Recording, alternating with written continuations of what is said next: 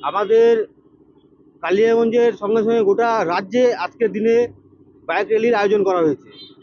আমাদের 6 তারিখে যে পরিবর্তন সংকল্প রথযাত্রা রয়েছে, তারই এটা একটা জাগরণ মাত্র।